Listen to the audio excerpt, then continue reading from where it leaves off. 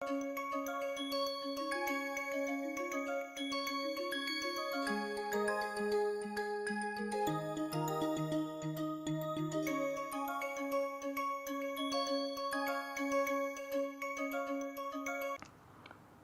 wave equation, we have so far discussed Cauchy problem. Cauchy problem is posed on Rd cross 0 infinity, that is x belongs to Rd and t is positive. We have considered wave equation in 3 space dimensions, namely d equal to 1, 2 and 3. In this lecture, we are going to discuss wave equation when it is posed on not necessarily on Rd, but on a subset of Rd. In this lecture, we are going to restrict ourselves to d equal to 1. So, we consider wave equation which is posed on subintervals of R. Because the equation is posed on subintervals of R, they have boundaries, and the problem that we are going to consider is what is known as initial boundary value problem, and we are going to solve it using first principles in this lecture. So, the outline of the lecture is as follows. We state the initial boundary value problem with what are called Dirichlet boundary conditions in one space dimension, that is in R, and then we solve this IBVP using first principles. I will explain what the first principle mean here. In the end, we would like to express the solution obtained in the form of the D'Alembert solution. Recall, D'Alembert formula gave us a solution to the Cauchy problem in R. Now, we would like to have a similar formula even for an IBVP, that is the goal here. So, IBVP on a bounded interval in R with the Dirichlet boundary conditions. What is it? It is also called sometimes IBVP for a finite string. Remember, the one dimensional wave equation we have modeled as a model for the transverse vibrations of a string. So, since the string is finite, it is called finite string here 0L, that is the string position is 0 to L. So, given functions phi which is in C2 on the interval 0L and psi which is C1 on the interval 0L, please note the closed intervals here. Find a solution to the homogeneous wave equation. It means the IBVP we are going to consider the homogeneous wave equation posed on the domain x in 0L t positive with the initial conditions. The initial displacement is phi x and initial velocity is psi x, and Dirichlet boundary condition. These are new compared to the Cauchy problem in R. That is because we are considering x in the domain 0L. So, it has two boundary points, namely 0 x equal to 0 and x equal to L, and that there we describe u of 0 t equal to 0 and u of L t equal to 0. In other words, this is the domain we are considering 0L, okay, this is x, this is t. Here we want that the wave equation to be satisfied, homogeneous wave equation, and this is t equal to 0. Here we prescribe ux 0 and utx 0. This is phi of x, this is psi of x. And here these are the boundary points, this is x equal to 0 and x equal to L. Here we prescribe that u of 0 t is 0, u of L t equal to 0. We have introduced this initial boundary value problem in a tutorial in the lecture 4.3 earlier.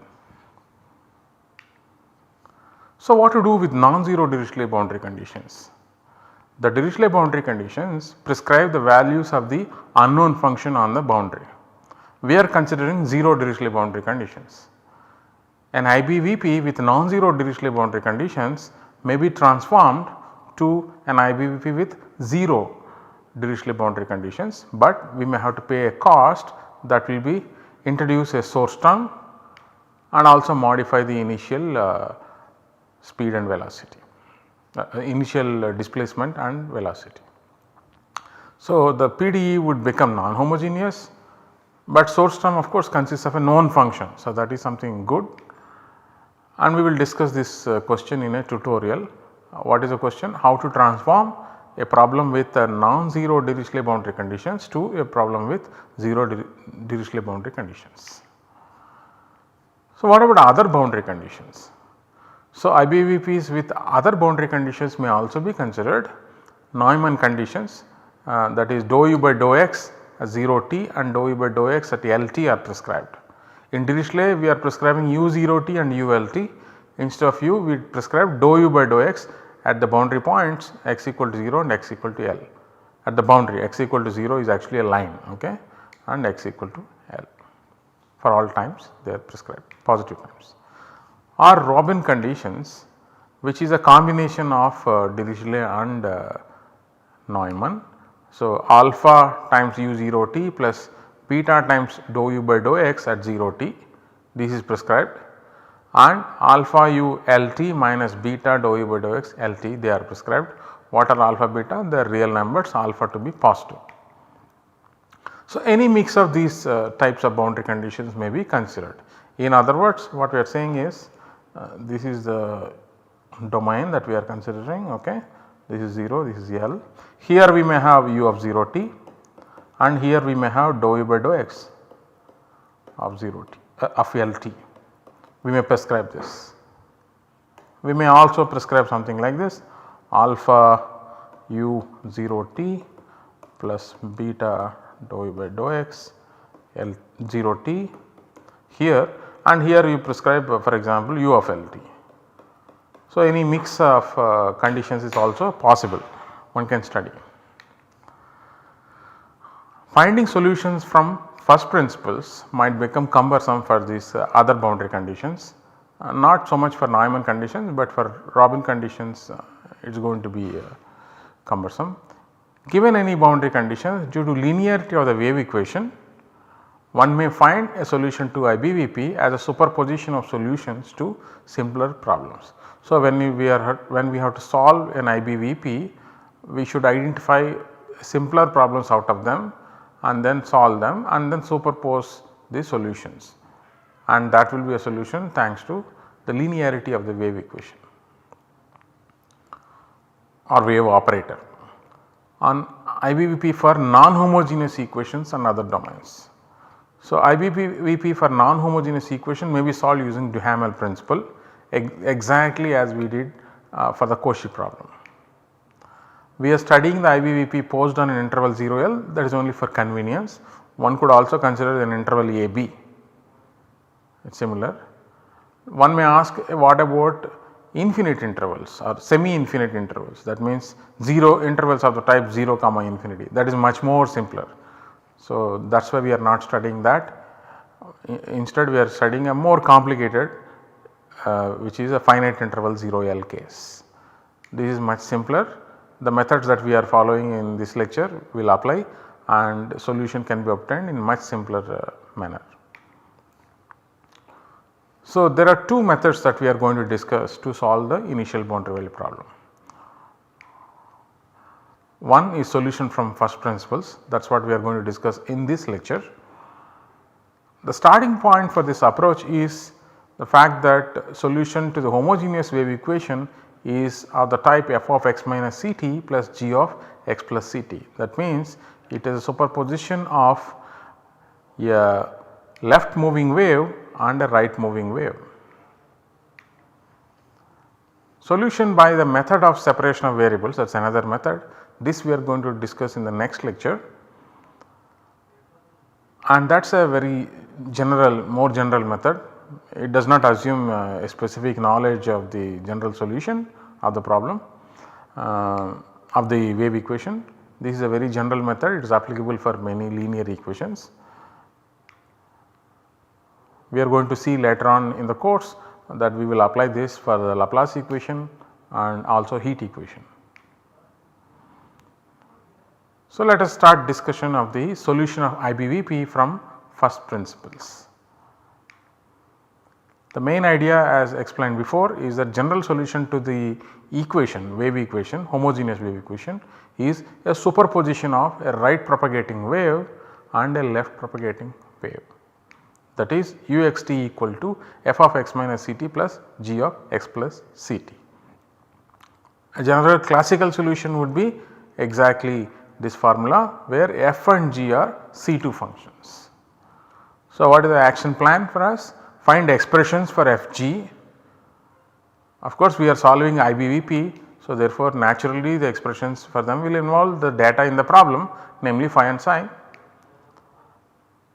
How we get that? We have to use the initial and boundary conditions and find out the compatibility conditions that phi and psi must satisfy.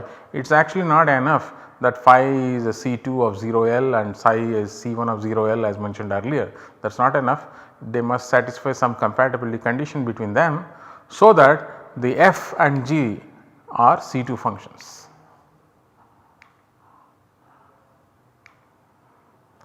So, what are the goals in this? Find expressions for the functions f and g, obtain a solution to the problem at each point of the strip 0L cross 0 infinity, one sided strip. Okay. Usually strip is like this infinite thing, but no, we are stopping here. So, obtain solution here 0L cross 0 infinity. Express f and g in terms of phi psi, find conditions under which f and g are C2 functions, and finally present the solution in the form of D'Alembert formula. Now, let us ask what is the information that we can get on f and g from initial conditions. The initial condition ux0 equal to phi x gives us fx plus gx equal to phi x. Always keep writing this domain for which this equality is valid, very important. If you ignore this, we can easily make mistakes. We have another initial condition which is ut of x0 equal to psi x. So, on differentiating u of xt, we did this earlier, exactly the same computation. We did this while deriving the D'Alembert formula.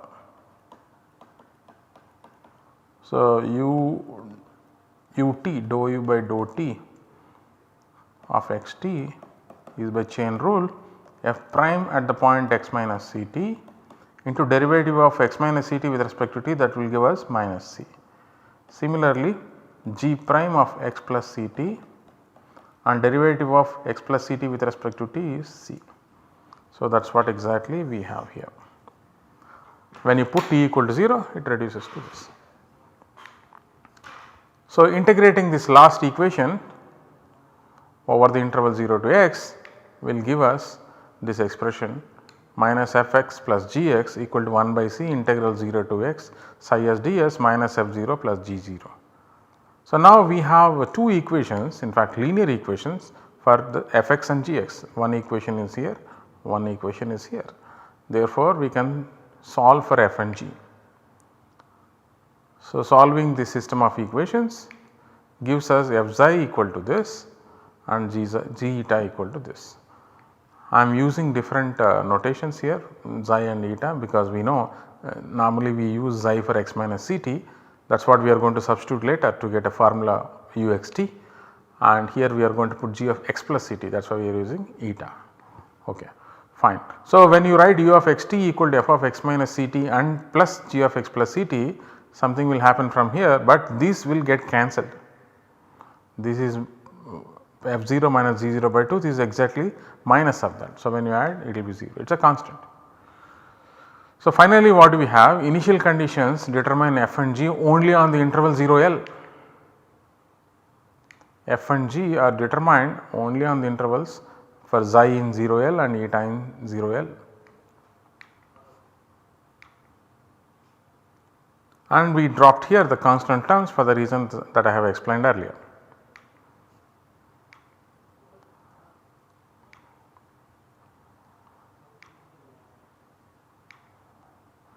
So, when we substitute in the formula uxt equal to f of x minus ct plus g of x plus ct, what we get is the D'Alembert solution, exactly D'Alembert solution. What is this domain where xi is between 0 and L and eta is between 0 and L? That is exactly same as all those xt for which x minus ct is between 0 and L and x plus Ct is between 0 and L.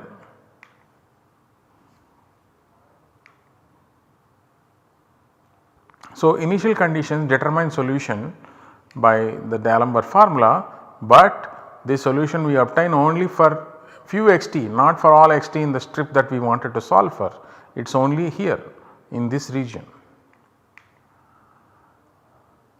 That means solution is determined in this region, which is written here xt in 0 L cross 0 infinity is such that x minus Ct lies between 0 and L and x plus Ct lies between 0 and L. We have a figure on the next slide, let us look at that, and also the interpretation in terms of xi and eta, okay, xi between 0 L, eta between 0 L. Look at this picture, this is exactly this picture, this is the region where the D'Alembert formula gives us solution. Okay. If you look at this is x minus Ct equal to 0, and if you just write a line here, that is x minus Ct equal to L. So, this is xi equal to 0, so this is xi equal to L. So, xi lies between 0 and L. Similarly, eta lies between, eta equal to L is here, this line is eta equal to L, and a parallel line here would be eta equal to 0. Okay. Common part of that is precisely this triangular region,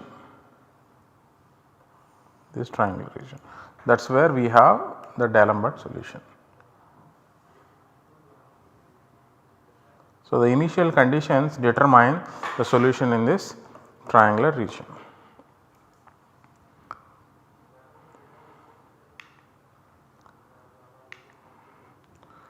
So, this picture is sometimes called diamond picture, strip as a union of diamonds in terms of xi eta coordinates, where the characteristic lines are xi equal to constant and eta equal to constant. In terms of xt coordinate, they are x minus Ct equal to constant and x plus Ct equal to constant. Observe that the values of f are needed on minus infinity 0 and g are needed on 0 infinity. Why is that? Let us go back to the picture. Okay, this picture we obtain, as you see, x minus Ct equal to 0, x minus Ct equal to minus L, minus 2L and so on, minus 3L and so on. Therefore, the values of f are needed because we have an expression f of x minus Ct, values are needed only from this L to infinity, minus infinity here. Similarly, if you look at g, what do we need is here, this is x plus Ct equal to 0, x plus Ct equal to L here, x plus Ct equal to 2L, 3L and so on. Therefore, since we have g of x plus Ct, we need that g is defined on 0 comma infinity, that is all we need. So, values of f are not needed for positive real numbers after L, and the values of g are not needed for negative real numbers.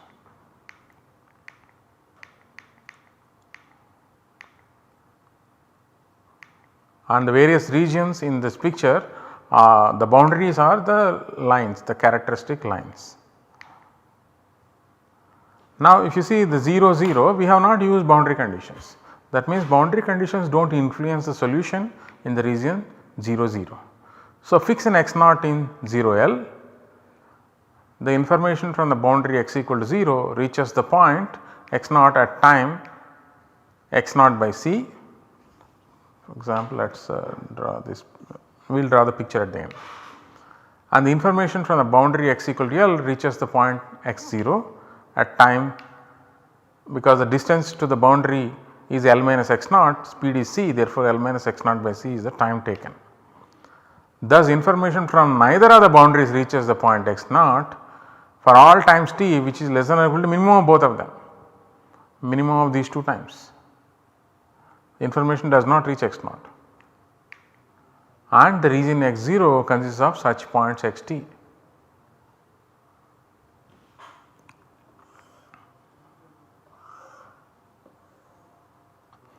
Okay. Okay, this is the point 0, this is the point x 0, this is 0, this is L. So, the distance is x 0, speed is c, therefore, the time is x naught by c. Okay, this distance is L minus x naught, therefore, the time taken is here, okay, L minus x naught by c. Of course, in this picture as you see x naught is very close to 0 than L, that is why this time is less. If you have taken a y 0 here, this will be the corresponding time y 0 by c, and this information from here will be here this time. In any case, if you take the minimum of the times up to here, the information does not reach, and this is true of every point in xt.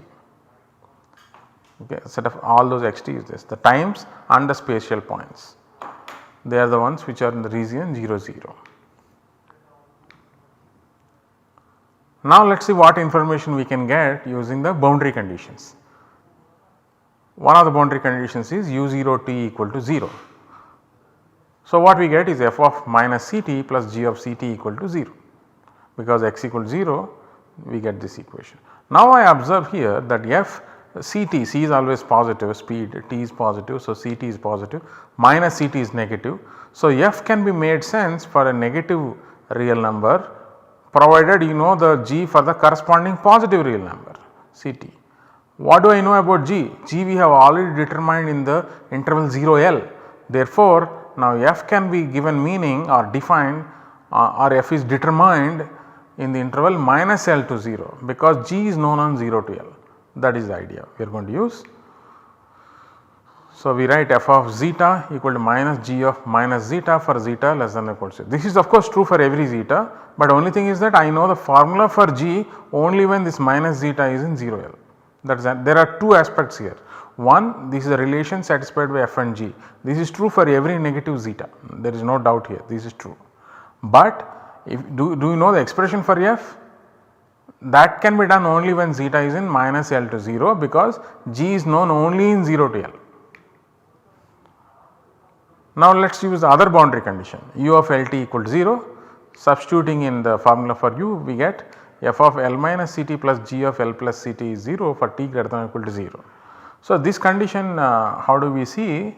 You have L here, this is a point L plus Ct, that means you travel Ct to the right of L and you travel to the left side of L, that is L minus Ct, L plus Ct. So f at L minus Ct plus g at L plus Ct is 0. That means f at L minus Ct is minus of g at L plus Ct.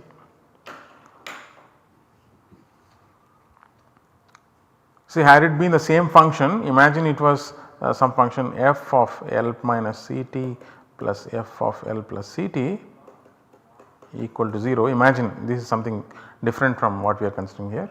Then this actually means what? F of L minus Ct is equal to minus of f of L plus Ct. What does this mean? It means that the values at L plus L, you travel Ct distance to the right side and to the left side, the values are tied like this. It just means, imagine L equal to 0, what is it? F of minus Ct equal to minus f of Ct. It means f is odd about 0. So, and this condition is what is called f is odd about the point L. But here it is not the same f, it is different f and g. Okay. So, this will give us f of L plus zeta equal to minus g of L minus zeta for zeta less than or equal to 0, because Ct can be any positive real number, therefore, this zeta can be any negative real number. Our goal is to find expression for f and g, right. So, these are the information that we got, this we got from the one boundary condition, this we got from the another boundary condition.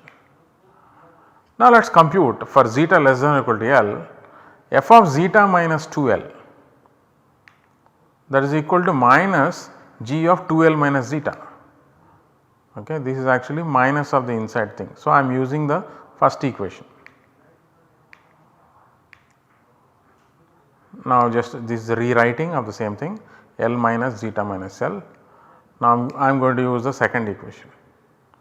I need the argument to be negative, right. This argument is negative, yes, because zeta is less than or equal to L, zeta minus L is negative. So, minus g of L minus any negative quantity is given by f of L plus that negative quantity. Okay, done by second equation. But what is this? F of zeta. So, f of zeta minus 2L equal to f of zeta for every zeta less than or equal to L. What does that mean? We have L here, okay. Take any zeta and take zeta minus 2L. The values of capital F are the same. It means it is a periodic function on the left side of L. So, if you know the value of capital F on this interval minus L comma L, you know the values everywhere, every negative number thanks to this relation. Okay, this follows just from the boundary conditions. So, if f is known on minus L comma L, then f is known on minus infinity to L. Now, for zeta greater than or equal to 0, let us show say similar thing about g. G of zeta plus 2L is minus f of minus 2L minus zeta by first equation, and that is equal to minus of f of minus zeta because we already showed the periodicity. Okay, which is g of zeta. Therefore, if g is known on the interval 0 to L, then it is known everywhere 0 to infinity. Now, let us define f on minus L comma 0 using the boundary conditions. We have already noted how to define this. G is known on 0 L, therefore, f is known on minus L to 0 by this formula. Therefore, now f is known is determined on minus L comma L, therefore, on minus infinity comma L. Now, let us do the other one for g. G is already known on 0 L, let us define it on L comma 2L, so that g will automatically determine due to the periodicity to 0 to infinity.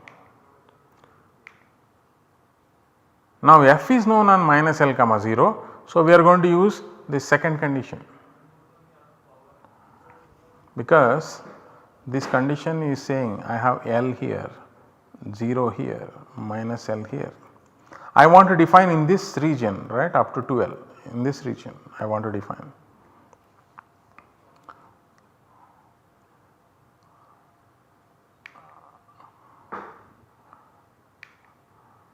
Therefore, we from the second equation we get this g eta equal to minus f of 2L minus eta for L less than eta less than or equal to 2L. G is known on 0 to L, therefore, it is known on 0 infinity. So, please stop here and convince yourself about these relations, various relations that we have derived. So, the information that we get and using both initial and boundary conditions as follows. Using initial conditions, we got this formula for f on the interval 0 L. Using the boundary conditions, we have extended not extended, we have determined f on the interval minus L comma 0. This is just the formula for g of minus xi into minus g of minus xi and the periodicity. On g, similarly, initially we have determined on the interval 0 L, then using the second boundary condition we have got this expression on L comma 2L and we have periodicity. So, now we need to write the formula. We have determined f and g everywhere. So, now we are going to write the formula for the solution. So, take any point x t in 0 L cross 0 infinity. Now, if you take somebody in the diamond picture, a point in the diamond picture, it is going to lie in some region, right. It is going to some region means what? It is going to lie between xi equal to some number and xi equal to that number plus 1. Similarly, eta equal to a number and eta equal to that number plus 1. So, that is what we are setting up the notation here. So, x minus Ct will belong to some interval of this type. In fact, unique, m is unique in n union 0. okay, minus ml comma minus m minus 1 into L. Similarly, eta x plus Ct that belongs to an interval of this type for some unique m. So, this is actually determining the region Mn. We have marked the region 1 1 1 2 in that picture. So, a general region Mn is characterized by this. Okay. For example, I take 2 comma 3, okay. This is my Mn, m is 2, right. So, it lies between what, xi equal to minus L to xi equal to minus 2L, yeah, it is here, xi equal to minus L to xi equal to minus 2L. What about eta? This point I have taken. So, it is going to lie between here, which is cut, eta equal to 4L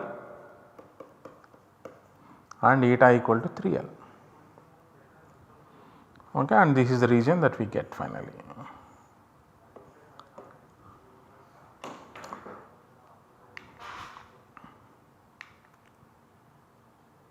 So, let xi belongs to let xt belongs to 0 L cross 0 infinity, let Mn be such that xi is in this interval, x minus Ct is in this interval, x plus Ct is in this interval, that is the region Mn.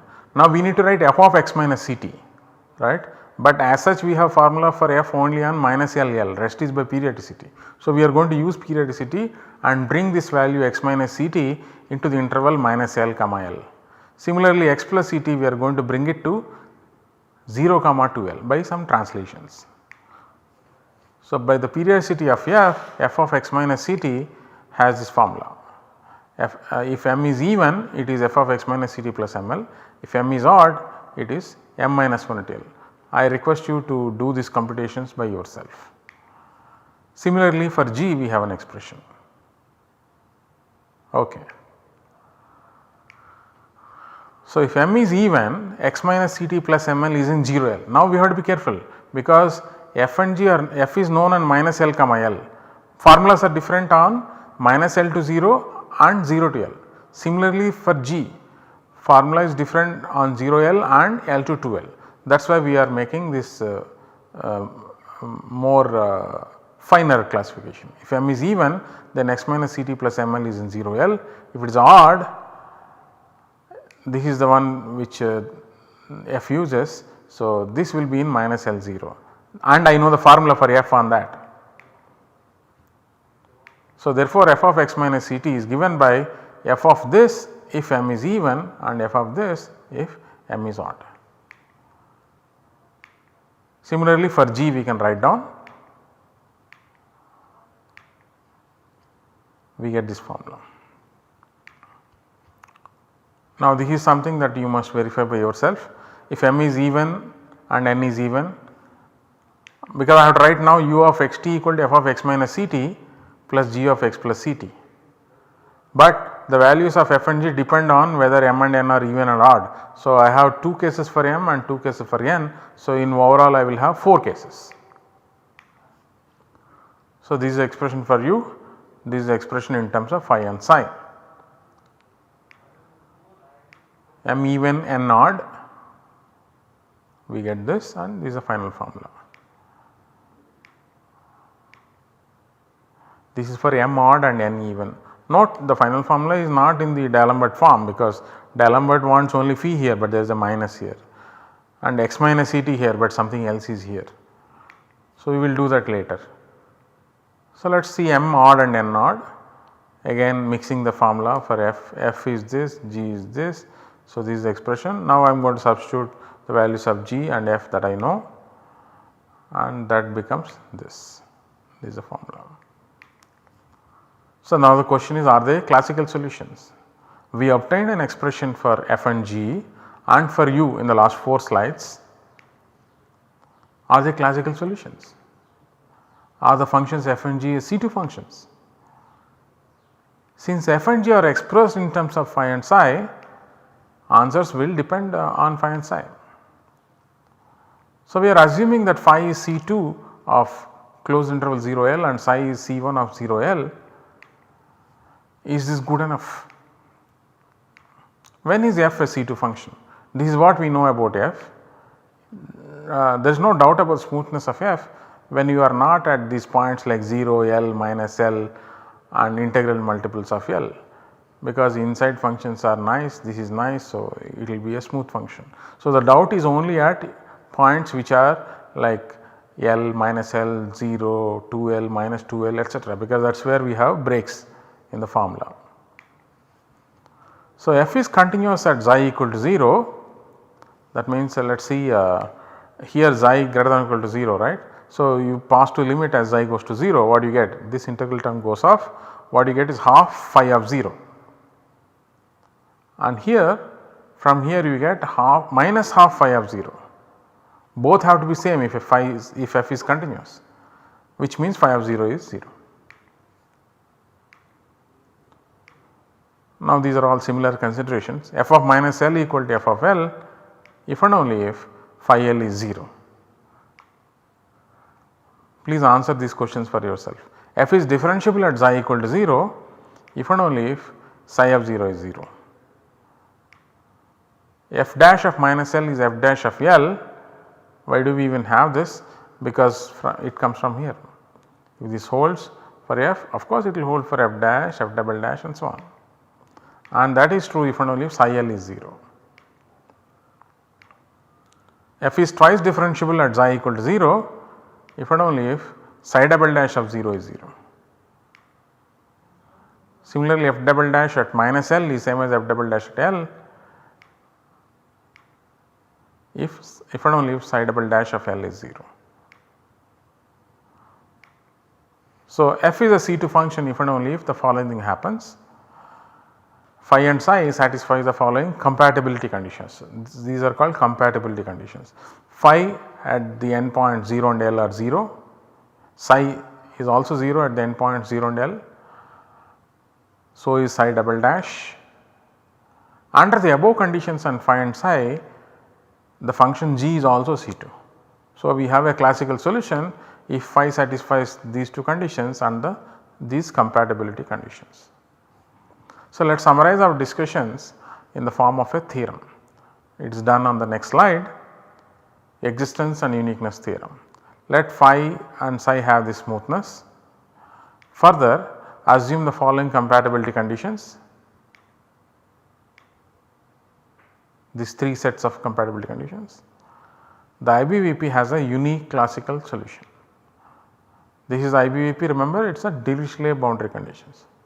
If you are considering Neumann boundary conditions, the compatibility conditions will change.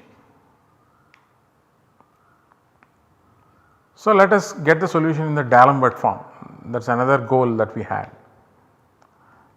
For that, what we have to do is phi and psi which are defined only on 0, L, we need to extend to R, because we need to take phi of x minus Ct, psi of x plus Ct and so on. They should make sense. That means phi and psi should be defined for every real number. Yeah. Let phi naught and psi naught denote the extensions of the functions phi and psi respectively to the interval minus L0 as odd functions with respect to 0 and then as 2L periodic functions to R. So, phi 0 of x is minus phi of minus x, psi 0 of x is minus psi of minus x. This is what is defining or extending the function phi and psi as odd function to the interval minus L comma 0. After that we can extend it to R. Then u of xt has the D'Alembert form. This is exactly what we like, right. Phi 0 of x minus Ct plus phi 0 of x plus Ct by 2 plus 1 by 2 c x minus C to x plus Ct psi naught of s ds. This is exactly how the D'Alembert formula looks for the Cauchy problem in 1D. But now not phi and psi, but in terms of phi naught and psi naught, that is the only change. Let us look at an example of solution in the region 1 0. 1 0 means m is 1, n is 0. So, this formula which I have taken from the slide where the solution m is odd, n is even, I get this expression and this is the formula I get. Now, in terms of the extended functions it becomes this, because Ct minus x will be in minus L0 and we have extended phi 0 as an odd function. Therefore, this quantity is precisely phi 0 of x minus Ct. This is between 0 L, therefore there is no change, it is the same. And this integral becomes this integral, that is left as an exercise for you, though I will be doing on some other domain later on. So, find the value of u of 1 by 2, 3 by 2, where u solves the IBVP given here, where I have given psi equal to x into 1 minus x. Phi is 0, as usual the Dirichlet boundary conditions which are 0 here. So, solution for m mod n mod will apply here, because we have to look at c is 1. So, x minus t is half minus 3 by 2, that is minus 1, x plus t is 2.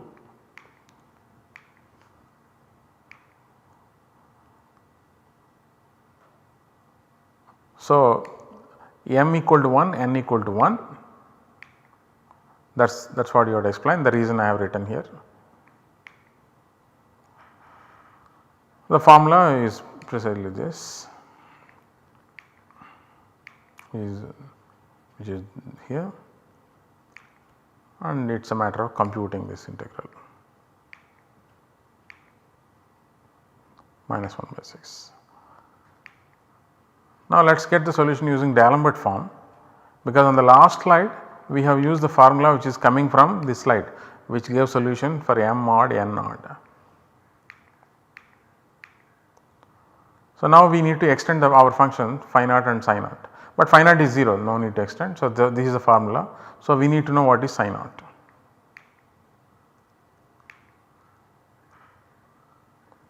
Now, this formula is half minus 1 to 2 psi naught of s. Now, psi naught is a odd function, therefore, if you integrate between minus 1 to 1 it will be 0, therefore, this integral is essentially from 1 to 2. On 1 to 2 how did we define psi?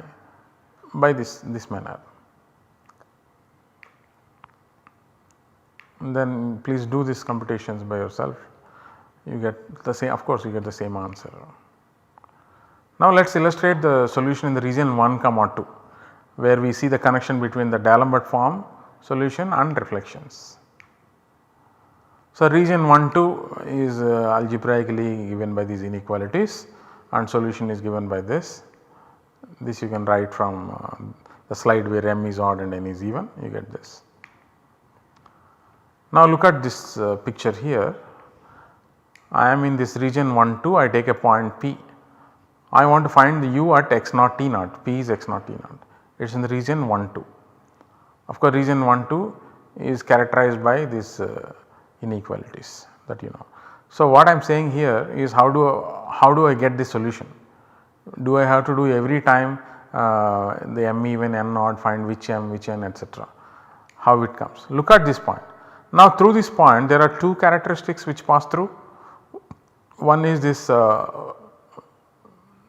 pink color which is moving to the right side, and this is the violet color which is moving to the left side as t increases. But what we have to do is we have to do a backward thing. So, take the point P, we want to come towards x axis because that is where our initial data is there.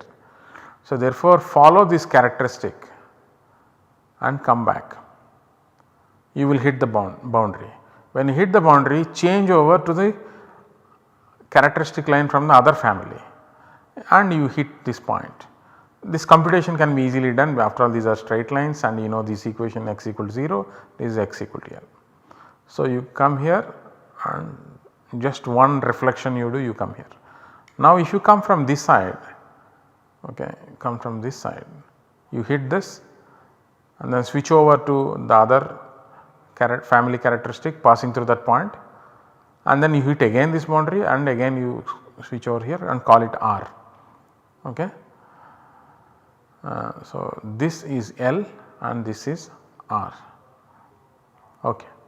And exactly the coordinates are identified, what is R, what is L. Now, this is a formula that we have written down on the previous slide.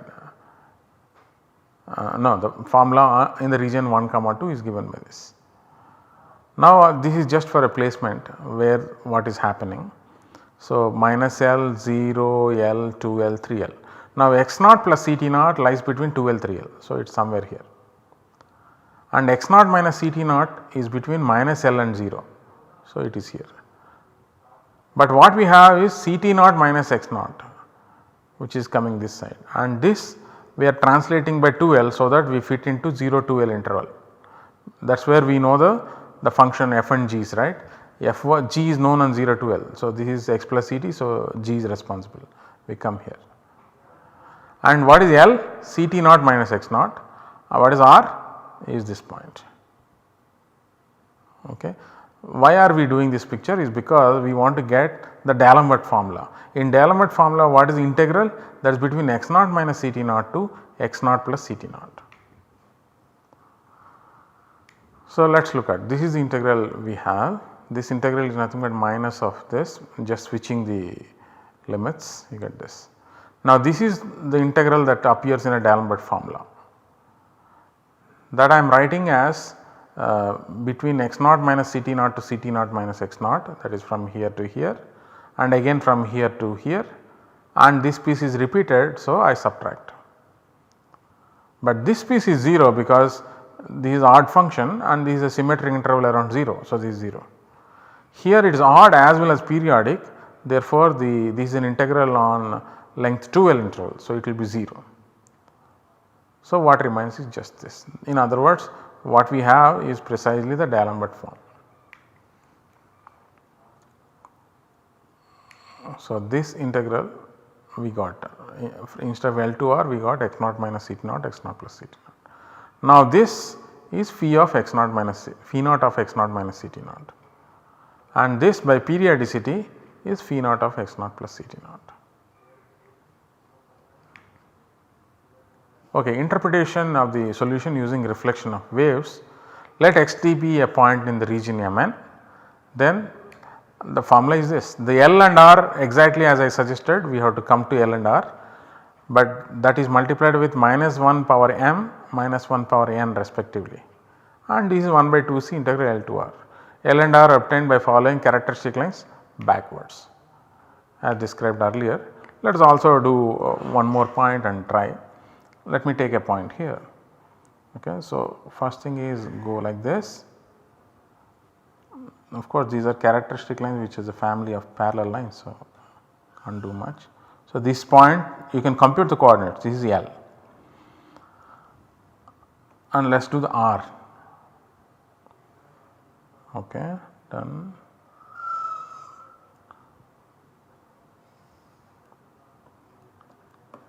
R. Okay. So, this here Mn or Mn is 2 2. How many reflections we made? One reflection here and 2 reflections. Similarly, here one reflection for this side and 2 reflections. So, this is actually the number of reflections that we are going to do. You can identify this L and R, and the formula as before is applicable. What is the formula? Minus 1 power m, in this case it is 2 into phi at this point L plus minus 1 power again n is 2 phi at R by 2 plus 1 by 2 c integral L to R psi s ds. This formula holds. This is a very easy way to determine the solution. So, let us summarize what we did. We considered the IBVP with Dirichlet boundary conditions. It is solved from so called first principles. We are calling it first principle because we have obtained at the beginning we have obtained a solution to the homogeneous wave equation by transforming into the system of characteristic coordinates where the equation read w xi eta equal to 0 and solution was a function of xi plus a function of eta. That is why we are calling this first principles. And the same problem may also be solved using the ideas presented in tutorial which is called lecture 4.3. There we did a problem 1 as an application of that problem to solution of IBVP. This IBVP can also be solved. Thank you.